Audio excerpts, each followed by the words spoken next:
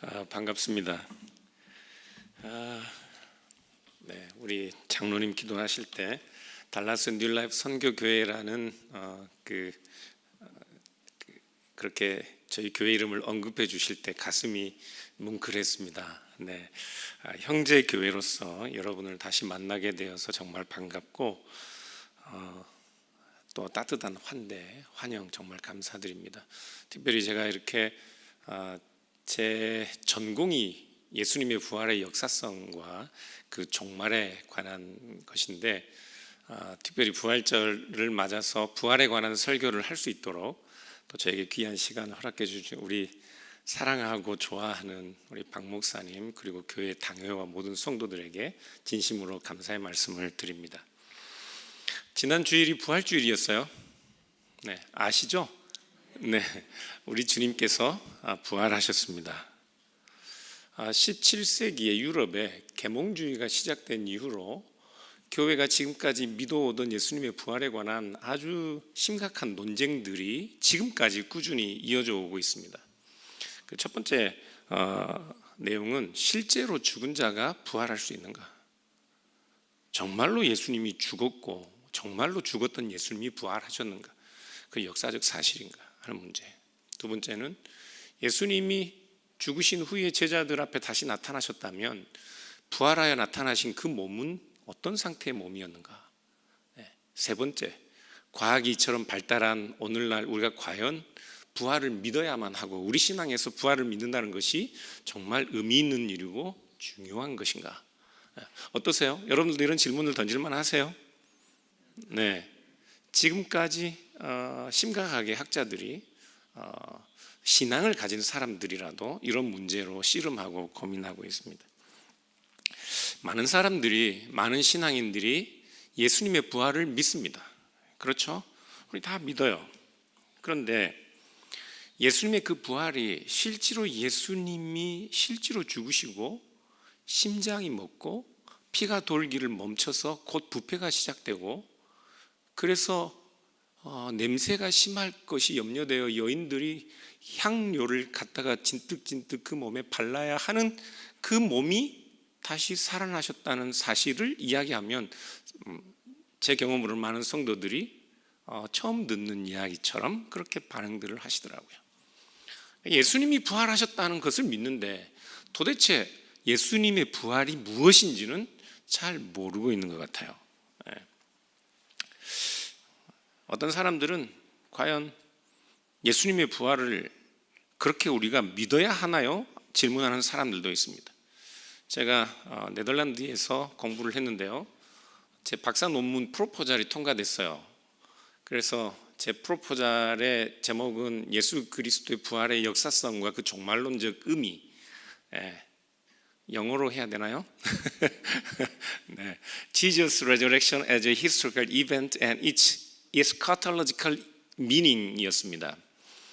그래서 제가 너무 기쁜 마음에 독일로 달려가서 독일에서 공부하는 사람들을 여러 만나고 제 프로포절을 소개했더니 거기에 공부하는 모든 목사들, 신학을 공부하러 온 사람들이 그렇게 캐캐 먹은 구시대적인 신화와 미몽에 사로잡혀 있는 이야기를 박사 논문으로 쓴다고 저를 조롱하는 것을 보고 깜짝 놀랐습니다. 우리가 그런 것까지 믿어야 하나요? 예수님이 정말로 죽으셨는데 정말로 살아나셨다는 것을 믿어야 하나요? 그거 안 믿으면 우리의 신앙이 불가능한가요? 여러분 어떻게 생각하세요? 쉽게 믿어지지 않잖아요. 그거 안 믿고는 신앙생활 못 하나요? 성경이 말하는 부활이라는 것은 썩을 몸이 반드시 죽었던 육체가 다시 살아나서 영원히 죽지 않게 되는 몸을 입는 것을 부활이라고 말합니다. 그러니까 성경이 말하는 부활은 반드시 죽었던 몸이 그 몸이 다시 살아나서 영원히 썩지 않는 몸을 입는 것, 그것이 부활이에요. 그래서 성경은 결국에는 죽음의 문제가 해결이 되고 모든 죽은 자들이 죽지 않는 몸을 입게 되는 것이기 때문에 부활은 종말에 일어날 일이라고 그렇게 예언하고 있습니다. 호세아서 6장 2절을 보면요, 여호와께서 이틀 후에 우리를 살리시며 셋째 날에 우리를 일으키시리니 우리가 그의 앞에서 살리라. 주님께서 우리를 살리시면 그의 앞에서 이제는 영원히 살 거라고 예언하고 있습니다. 이사야서 26장 19절을 보면 주의 죽은 자들은 살아나고 그들의 시체들은 일어나리이다. 티끌에 누운 자들아 너희는 깨어 노래하라. 주의 이슬은 빛난 이슬이니 땅이 죽은 자들을 내어놓으리라. 다니엘서 12장 2절을 보면 땅의 티끌 가운데서 자는 자 중에 많은 사람이 깨어나 영생을 받는 자도 있겠고 수치를 당하여 영원히 부끄러움을 당할 자도 있을 것이며, 부활은 죽음이 정복되는 것에 관한 이야기입니다. 죽음이 끝장나는 것에 관한 이야기가 부활이에요. 그래서 부활은요, 내가 예수님 믿고 구원을 얻는다는 이야기뿐만 아니라, 거기서 끝나는 것이 아니라 죽음이 극복되고 죽음이 심판을 받고 죽음이 멸망하는 것에 관한 이야기 때문에 모든 죽은 자들이 영원히 사는 모든 죽은 자들의 부활에 관한 이야기가 부활입니다. 우리는 부활을 내가 예수님 믿고 천국 가는 것, 내가 죽으면 일어나는 것에 관한 소망의 이야기로 알고 있는데, 부활은 모든 죽은 자들이 부활하는 것에 관한 이야기라고요. 모든 죽었던 자들이 사망이 멸망함을 통해서 영원한 생명을 하나님 앞에 얻는 것, 그것이 부활에 관한 이야기입니다. 오늘 본문을 보시면 그리스도 예수께서 부활하신 사건과 종말에 있을 모든 죽은 자들이 부활하는 사건이 뗄래야 뗄 수 없이 불가분리하게 연결되어 있는 것으로 그렇게 말씀하고 있습니다. 우리 목사님이 잘 읽어주셨는데 다시 한번 볼까요? 고린도전서 15장 12절부터 15절인데요. 여러분 목소리로도 같이 한번 읽어보겠습니다. 혹시 성경책이 있으신 분들은 12절부터 15절 같이 읽어보겠습니다. 그리스도께서 죽은 자 가운데서 다시 살아나셨다 전파되었거늘 너희 중에서 어떤 사람들은 어찌하여 죽은 자 가운데서 부활이 없다 하느냐. 만일 죽은 자의 부활이 없으면 그리스도도 다시 살아나지 못하셨으리라. 그리스도께서 만일 다시 살아나지 못하셨으면 우리가 헛것이요 또 너희 믿음도 헛것이며 또 우리가 하나님의 거짓 증인으로 발견되리니 우리가 하나님이 그리스도를 다시 살리셨다고 증언하였습니다. 만일 죽은 자가 다시 살아나는 일이 없으면 하나님이 그리스도를 다시 살리지 아니하셨으리라. 계속 반복되고 있는 내용이 뭐예요? 모든 죽은 자들이 다시 살아나는 일이 없으면 누구도 예수 그리스도도 다시 살아나지 못하셨으리라. 이상한 논리가 있네요. 우리는 예수님께서 부활하셨기 때문에 우리가 부활할 거라고 생각해요. 맞습니다, 당연히. 그런데 지금 바울은 우리가 마지막에 부활하지 않으면 예수 그리스도도 부활하지 않았을 거라고 말씀하고 있어요. 논리가 역전되고 있죠. 모든 죽은 자들이 반드시 분명히 부활할 것이기 때문에 하나님이 그리스도를 다시 살리셨다 말씀합니다.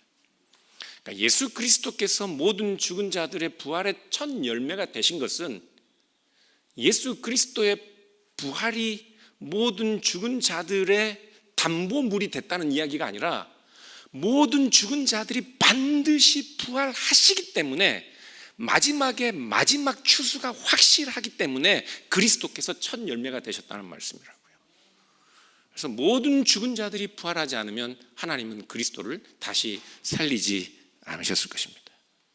왜 그렇게 다들 처음 들어본 이야기처럼 표정들을 하고 계신데요. 좀 우리가 알고 있던 논리에 역전이 있는 것 같지 않습니까?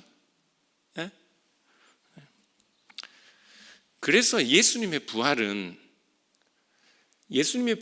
이 현대 사회에서 내가 믿어야 되느냐 말아야 되느냐의 문제로 내 개인의 믿음을 더 강하게 공고히 하는 그런 종류의 씨름의 문제가 아니라 마지막 날 모든 죽은 자들이 다시 살아난다는 그 믿음에 대한 이야기입니다. 그걸 못 믿으면 예수님의 부활도 우리에겐 중요한 이야기가 아닐 거예요. 여러분, 우리는 소망하는 존재들입니다. 하루라도 소망 없이 살지 못하는 사람들이에요.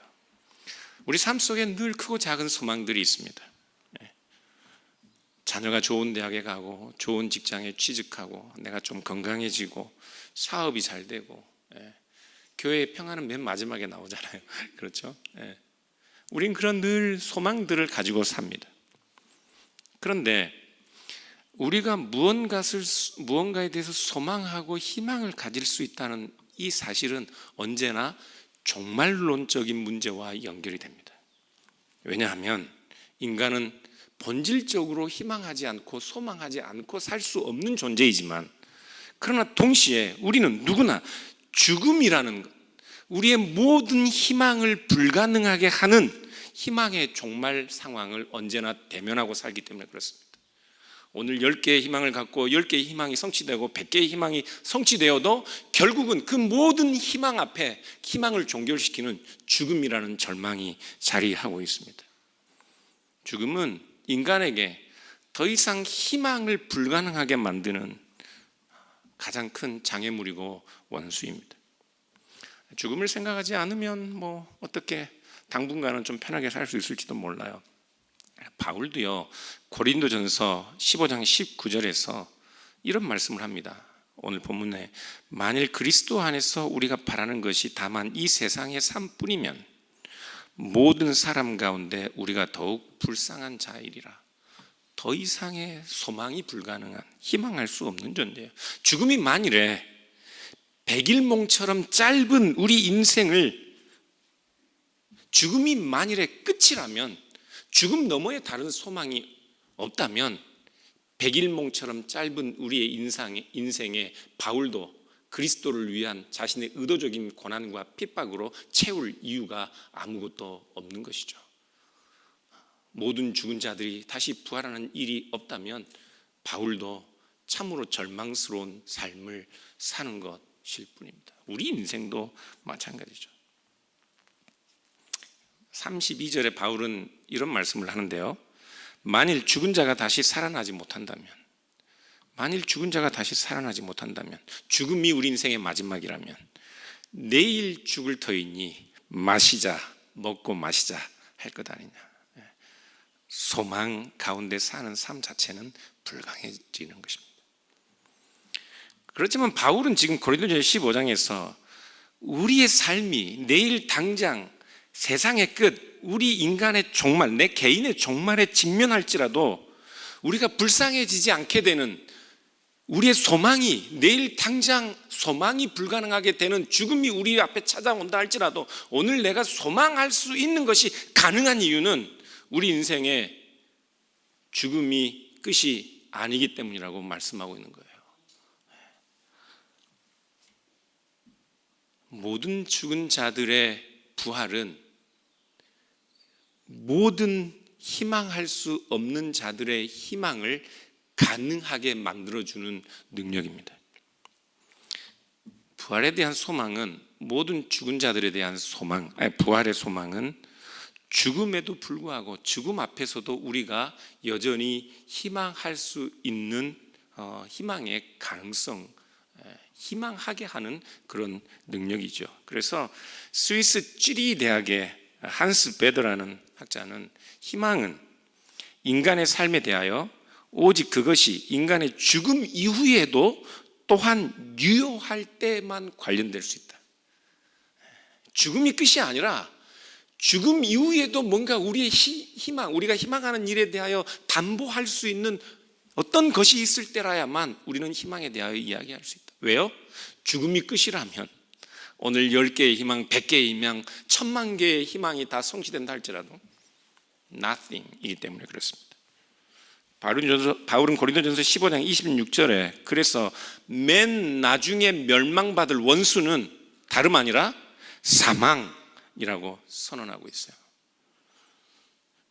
그래서 바울은 고통으로 점철된 그 인생을 살면서도 자기 자신이 여전히 희망할 수 있고 희망 가운데 살아갈 수 있는 것은 결국에는 맨 나중에는 이 죽음이라는 것이 멸망받을 것이기 때문에 그 고통으로 점철된 인생을 살면서도 그는 불행하거나 슬프거나 좌절하는 삶이 아니라 여전히 희망 가운데서 능력으로 살아갈 수 있었던 것이죠.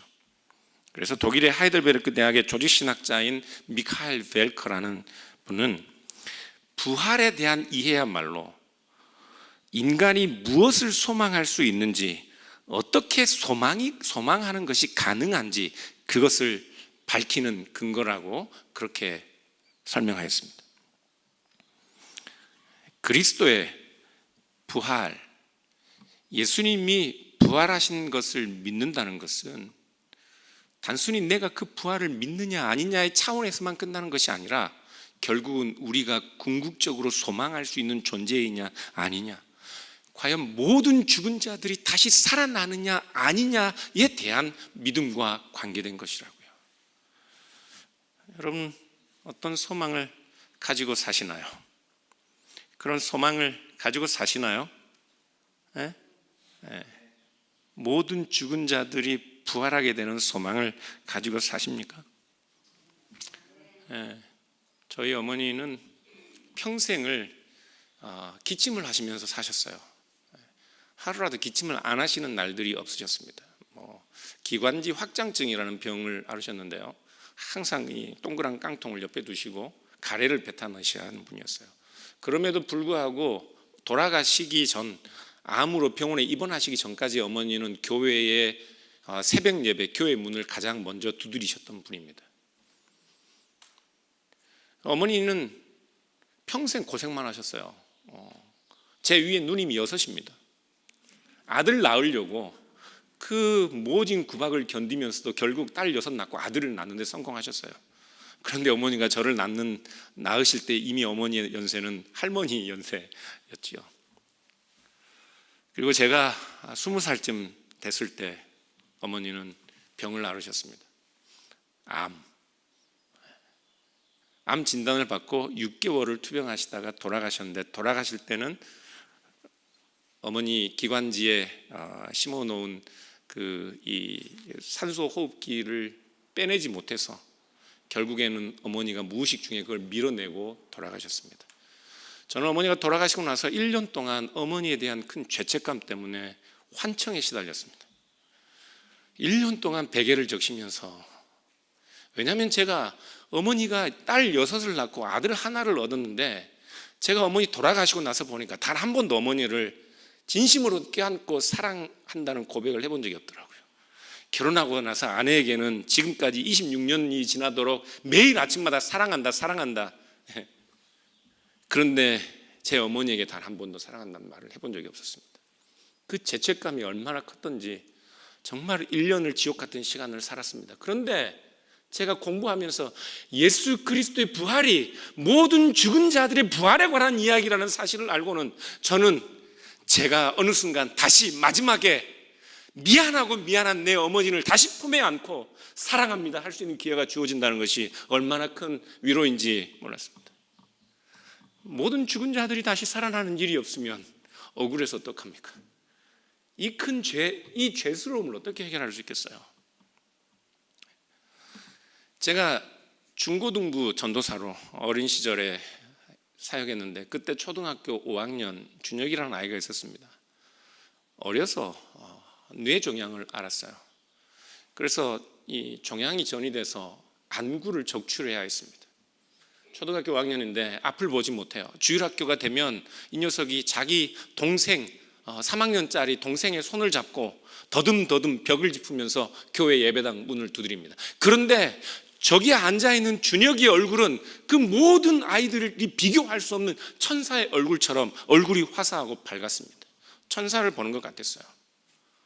교회 안 나와서 이 녀석이 어디 있는가 찾아보면 서울대 소아병동에 가 있습니다. 안병동에 가보면 얼굴이 이렇게 부어있고 온 자국이 피멍 자국인데 그 녀석은 어머니의 등을 두드리고 있었습니다. 제가 그 녀석에게 기도할 때 그 녀석은 아멘하며 자기는 지금 죽어도 그리스도의 품에 안기고 나중에 어머니를 다시 볼 수 있다는 그 확신을 가지고 있었습니다.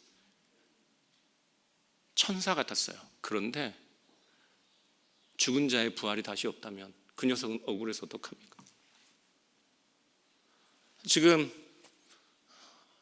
전쟁이 일어나고 있죠. 우크라이나에.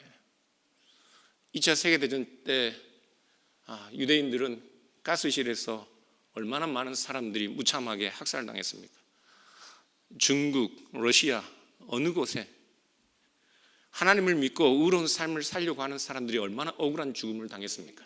그런데 다시 모든 죽은 자들의 부활이 없다면, 그것을 믿지 못해서 예수 그리스도께서 부활하셨다는 사실을 믿지 못한다면 도대체 이 억울한 죽음들 여러분들은 무슨 소망으로 살 수 있겠어요? 그러나 사랑하는 여러분, 우리 주님께서 부활하셨습니다. 우리 주님께서 부활하셨습니다. 왜 부활하셨어요? 반드시 모든 죽은 자들이 다시 살아나기 때문에 예수님께서 부활하셨다고요. 제가 나이가 젊지만 뭐 한 30대 중반처럼 보이잖아요. 네. 죽음이 두렵지 않습니다. 솔직한 심정입니다.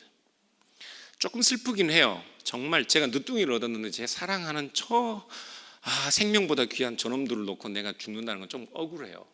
그런데 한편으로는 마지막 날, 아니면 제가 죽은 후에 제 어머니를 만날 것이고, 마지막 날 다시 이 모든 자녀들 만나서 함께 그리스도 안에서 하나님의 임재 앞에 영원한 사랑의 교제를 나눌 것 때문에 죽음까지껏 두렵지 않습니다. 억울하고 조금 슬플 뿐이에요. 예수님의 부활이 모든 죽은 자들의 부활과 연결되어 있다면, 여러분이 구원에 관한 문제는 우리 개인들의 문제, 인간의 구원에 관한 문제에 국한되는 이야기가 아닙니다. 부활은 결국은 온 우주, 하나님께서 창조하신 모든 자연 만물의 궁극적인 운명에 관한 이야기입니다. 죽은 모든 죽은 자들이 다시 살아난다는 것, 그리고 하나님 앞에서 영원토록 생명으로 산다는 것은 결국은 하나님이 모든 우주 만물을 새롭게 회복하여 하나님의 영광스러운 임재 가운데 마치 새하늘과 새 땅이 내려오는 것처럼 그렇게 새롭게 하실 것이라는 말씀입니다. 하나님께서 피조세계, 하나님께서 창조하신 자연 만물을 새롭게 하지 않는다면 인간도 죽을 몸이 아니라 영원히 살 몸을 얻지 못하게 될 것입니다. 왜냐하면 우리는 영원히 썩지 않는, 사망에 굴복하지 않는 영생을 갖는 몸을 얻게 될 거예요. 그런데 어떻게 독이 든 과일을 먹으며 영원히 살 수 있겠습니까?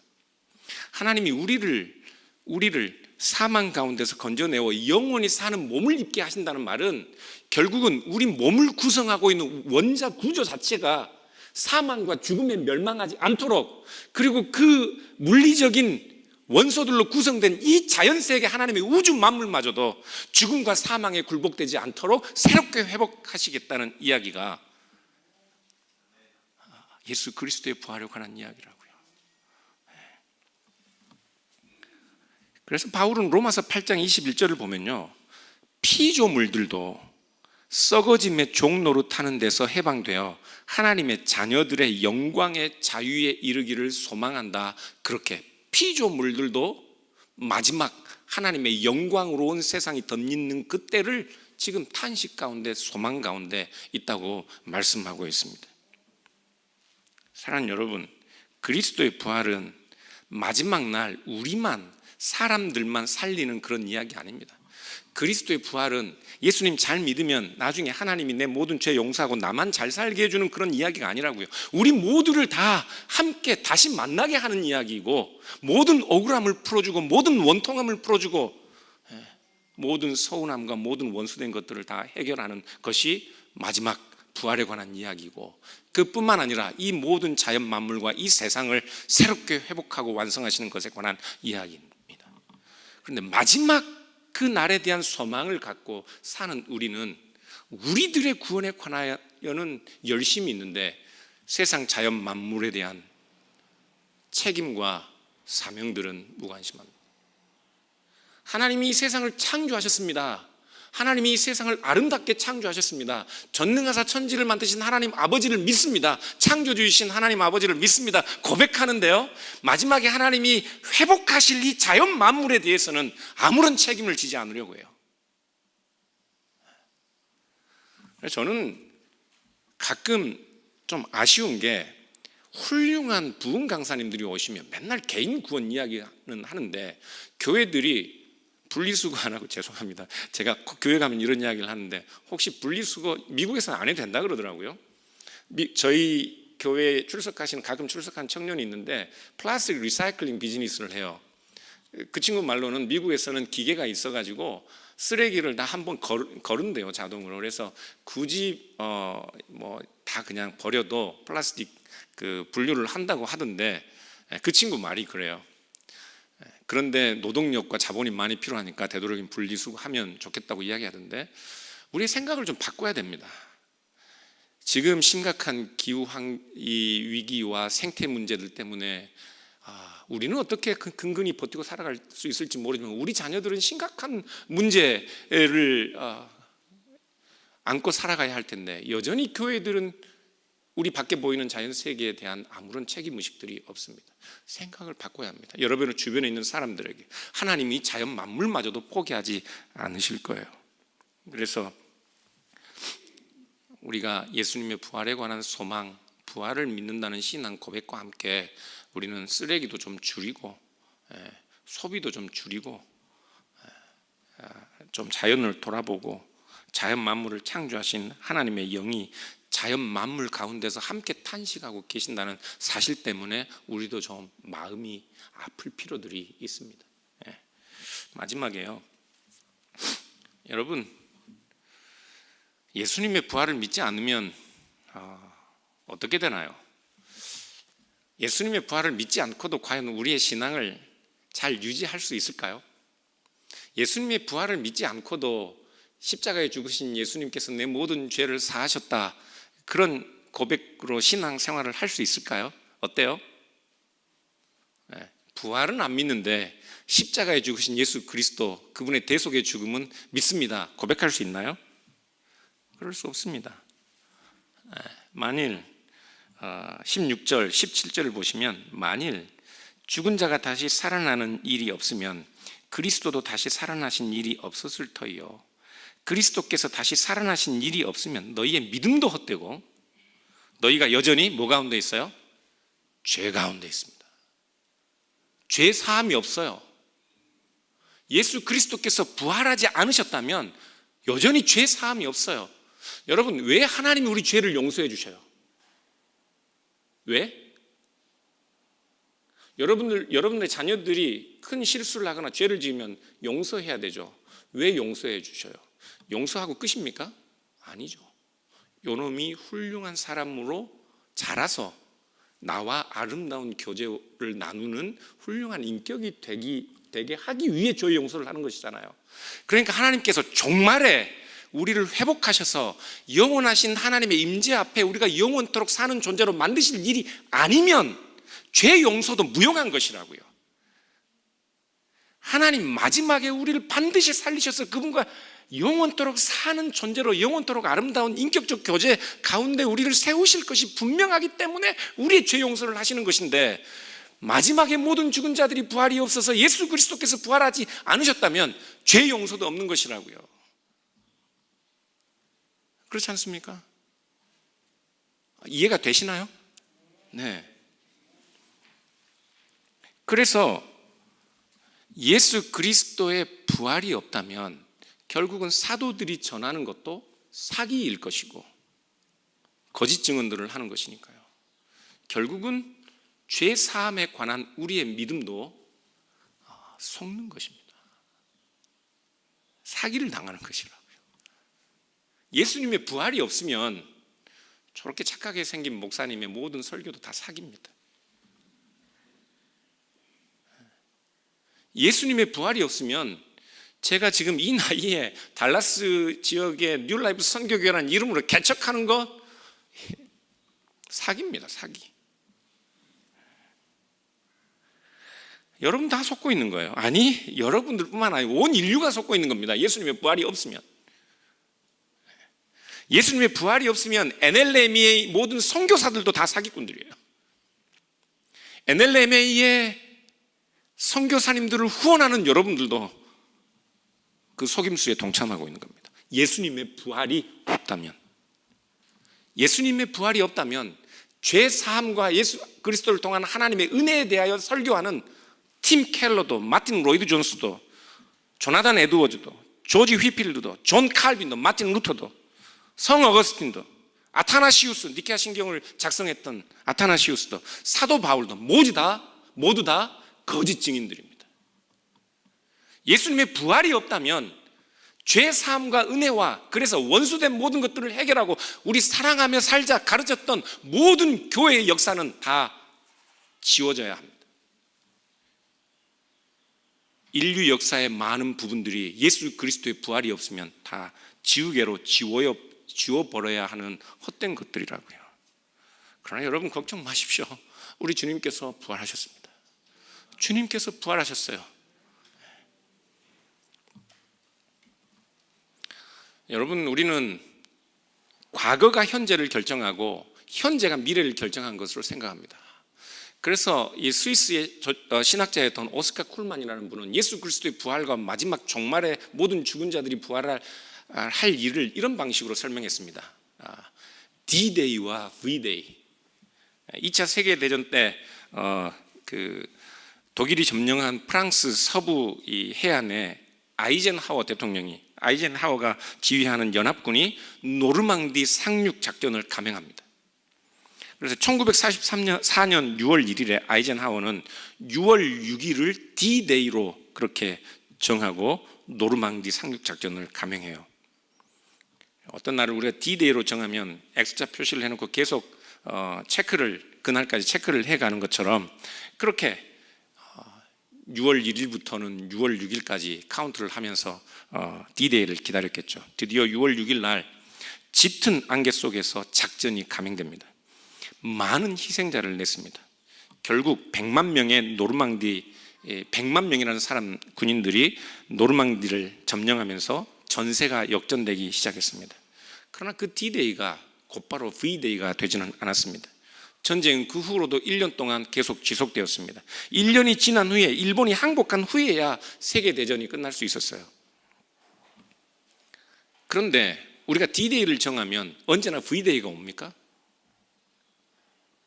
우리가 아무리 철두철미한 계획을 세워도 우리의 D-Day가 V-Day를 확정하지 않아요. 세계대전이 D-Day를 통해서 계획했던 것과는 다르게 오히려 서방 국가들이 참패한 결과로 그렇게 끝날 수도 있었습니다. 그런데 바울은 그런 방식이 아니라 전혀 방향을 거꾸로 오히려 V-Day가 D-Day를 결정한다고 말씀하고 있어요. V-Day, D-Day를 정했지만 V-Day는 언제 올지 모르는 그런 방식이 아니라 V-Day가 확실하기 때문에 모든 죽은 자들이 부활하는 것이 너무나도 확실하기 때문에 마지막에 하나님께서 모든 죽은 자들을 부활하시고 온 세상 만물들을 고칠 것이 확실하기 때문에 그 하나님의 열심이 거꾸로 역사 속에 들어와서 성육하신 예수 그리스도를 우리를 위하여 십자가에 매다시고 그 죽은 예수 그리스도를 다시 살리신 것입니다. 그러니까 D-Day가 V-Day를 결정한 것이 아니라 마지막에 하나님께서 이루실 그 일이 너무나도 확실하고 분명하시기 때문에 하나님이 마치 그 일에 자기 생명과 이름을 거신 것처럼 너무나도 분명하기 때문에 그 마지막에 그 일이 결코 실패함 없이 반드시 이루어지고야 말기 때문에 죄송합니다. 저희 교회 마이크 시스템은 이렇게 안 좋아서 이렇게 크게 이야기해도 별 문제가 없는데 너무 좋네요. 네. 너무나도 분명하기 때문에 예수 그리스도께서 부활하셨다고요. 사랑하는 여러분, 예수 그리스도의 부활을 믿는 믿음으로 사는 삶은 마지막에 하나님께서 이루실 그 일은 너무나도 분명하고 하나님이 그 일에 대하여 자기 이름을 거셨기 때문에 하나님의 하나님 되심을 거셨기 때문에 그 일이 실패할래야 실패할 수가 없고 반드시 그 일이 일어나기 때문에 예수 그리스도께서 부활하신 것을 믿는 믿음으로 사는 믿음입니다. 예수 그리스도의 부활을 했느냐 안 했느냐 내 과학적인 생각과 내 인생의 경험으로는 이건 도대체 믿을 수 없는데 이 정도의 믿음이 아니라 마지막에 하나님이 분명히 모든 죽은 자들을 살리고 이 세상 만물을 확실히 하실 그 하나님이 역사 속에서 예수 그리스도를 살리시고 지금 우리의 삶에 개입하셔서 그 영원한 생명에 부합하는 자리로 우리를 이끌어 가시기 위하여 그 하나님의 열심이 지금도 이 가운데 일하고 계신다는 믿음.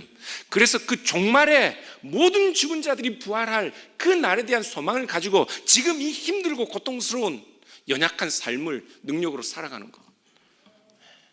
그래서 여러분 너무 성공하지 않아도 크게 문제될 것이 없습니다. 지금 일이 좀 풀리지 않아도 문제될 것이 없습니다. 너무 기죽지 마십시오. 우리의 마지막은 너무나도 확실하고 분명하게 정해져 있기 때문에 그렇습니다. 그래서 예수 그리스도께서 부활하셨습니다. 이 믿음으로 부활의 소망으로 사시는 우리 북가주 뉴라이프 선교교회 모든 교우들 되시기를 주님의 이름으로 축원합니다. 잠깐 기도하겠습니다. 하나님 아버지 감사합니다. 우리 주 예수 그리스도께서 부활하심을 믿습니다. 뿐만 아니라 모든 죽은 자들이 마지막에 다시 부활함을 믿습니다. 그 하나님의 열심이 오늘도 우리의 삶에 개입하셔서 우리를 저 영원한 생명으로 이끌어 가시는 하나님의 열심과 능력이 됨을 믿습니다. 그 믿음으로 우리 북가주 뉴라이프 모든 선교교회 모든 성도들, 비록 힘들고 어려운 삶의 자리에 있더라도 그 확실한 종말의 소망으로 견디고 이기고 승리하는 삶을 살게 해주십시오. 예수님의 이름으로 기도합니다. 아멘.